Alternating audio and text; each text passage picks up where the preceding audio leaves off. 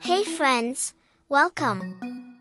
Grab a warm drink, and let's talk about that moment when you hit rock bottom. I mean, the real bottom. The moment when the disappointment is so huge, the exhaustion is so deep, and the confusion is so sharp that the only thing you can think to do is just let it out. Maybe you've screamed into a pillow, or maybe you just slumped to the floor and wept until you couldn't breathe. In those moments, do you ever feel guilty? Do you worry that your raw, messy emotion is disrespectful or unspiritual? That you should be quoting cheerful verses instead of feeling that broken? If you've been there, I want to introduce you to a profound concept in the Bible, lament.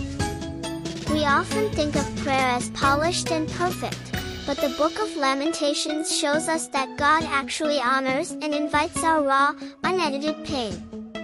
Lamentations is a book written by the prophet Jeremiah after the complete destruction of Jerusalem.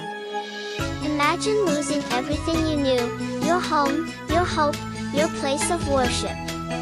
Jeremiah didn't write an essay on finding the silver lining, he wrote a desperate, broken poem filled with sorrow, fear, and even anger at God. The core spiritual truth of lament is this: faith isn't the absence of feeling, it's the commitment to bring all your feelings, even the ugly ones, to the presence of God. Lament is not complaining to the universe, it is crying out to the Father.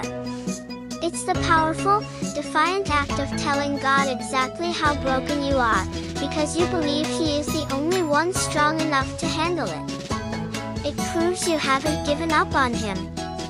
Jeremiah models this beautifully in Lamentations 3 verses 19 to 21. After pages of absolute despair, he takes a breath and shifts. The thought of my affliction and my homelessness is wormwood and gall. But this I call to mind, and therefore I have hope, the steadfast love of the Lord never ceases. This is the power of crying out, it anchors your pain to His promise. You don't ignore your pain, you push through it until you land back on the unwavering character of God. So, how do we practice this today? Stop cleaning up your pain before you pray. When you're hurting, don't use pretty, rehearsed words. Be honest. If you are angry, tell Him. If you are tired of waiting, tell Him. This is not disrespect, it is intimacy. God already knows your heart, and He wants you to bring your authentic self to Him. Lament always includes a shift. It starts with the complaint, my life is a mess, moves through the confession, I know I need you, and ends with the commitment, I will trust you anyway. When you feel overwhelmed, intentionally move toward that commitment. Remind yourself, as Jeremiah did, that no matter how awful your circumstances are, God's love never ceases. Crying out isn't magic, it's work.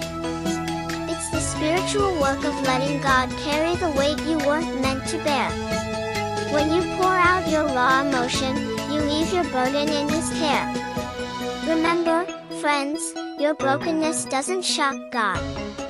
Your pain doesn't scare Him. He invites you into the safe space of lament so that He can meet your profound need with His boundless love. If you are ready to bring your raw, honest emotion to God today, type raw faith below.